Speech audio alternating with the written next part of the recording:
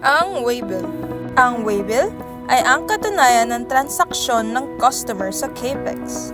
Sa waybill, matatagpuan ang detalye ng padala, katulad ng kumpletong pangalan, address at contact number ng shipper at consignee, transport mode, pay mode, declared value at ang mga detalye ng cargo katulad ng bilang, timbang at sukat neto.